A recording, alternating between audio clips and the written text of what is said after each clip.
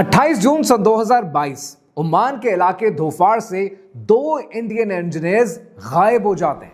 ये दोनों Indian engineers एक टेलीकॉम कंपनी के लिए जॉब किया करते थे और इनका काम यह था कि रेगिस्तान के बीचों बीच मोबाइल टावर को फिक्स करना था। एक ऐसा रेगिस्तान कि जिसका नाम है अल शिस्र, और अल शिस्र के रेगिस्तान में कोई इंसान नहीं रहता, बयाबान पड़ा रहता है, सिर्फ रेत ही रेत होती है और खामोशी। 29 जून को इनका राब्ता सुबह 10 बजे अपने हेड ऑफिस से डिस्कनेक्ट हो जाता है। ये दोनों तन्हा रह जाते हैं और ऐसे में ये बिल्कुल मंजर आम से गायब हो जाते हैं।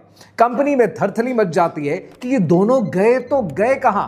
सर्च ऑपरेशन शुरू होता है, ओमान की पुलिस को एंगेज किया जाता है, लेकिन ओमान की पुलिस इन्हें ढूंढने में नाकाम रहती है।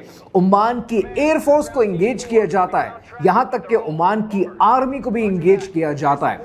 6 दिन ये सर्च ऑपरेशन चलता है और इनका नामो निशान नहीं मिलता।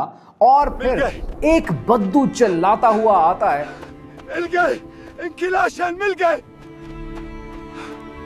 इनके पोस्टमार्टम के बाद एक ऑफिशियल रिपोर्ट बनती है और ऑफिशियल रिपोर्ट कहती है या तो इनकी गाड़ी खराब हो गई थी या फिर ये रेत में फंस गए थे, लेकिन कॉज ऑफ डेथ बताया नहीं जा सकता। और ऐसे में एक बूढ़ा बद्दू जो इस इलाके से बहुत गुजरा करता था, वो कहता है, ये शद्दाद की जमीन है, यहां से कोई वापस नहीं जाता, इस जमीन से कोई जिंदा नहीं निकलता। अब यहां पर एक सवाल है कि शद्दाद कौन था और ये उसकी जमीन है, तो ये उसकी जमीन इतनी कर्स्ड क्यों है? और इस बात को समझने के लिए हमें एक और जगह जाना पड़ेगा और वो जगह है यूनाइटेड स्टेट्स ऑफ अमेरिका।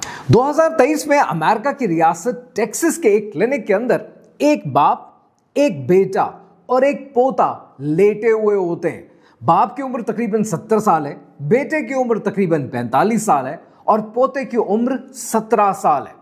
इन 3 नस्लों का खून एक दूसरे के अंदर पंप हो रहा होता है। इस कहानी का जो बेटा है उसका नाम है ब्रायन जॉनसन, और ब्रायन जॉनसन एक टेक सीईओ है जिसकी वर्थ $400 मिलियन से ज्यादा है, और वो अपने 17 साल के बेटे का खून अपने अंदर पंप कर रहा होता है। क्यों? क्योंकि ब्रायन जॉनसन का मानना यह है कि मैं मरना नहीं चाहता। My name is Brian Johnson. I've been spending millions of dollars creating an anti-aging protocol. I take 54 pills, red light therapy, plasma exchanges, and I'm going to be injected with my first gene therapy. Thanks, Doc. Really want to have multiple lifetimes with my son. 100 years is not going to be enough.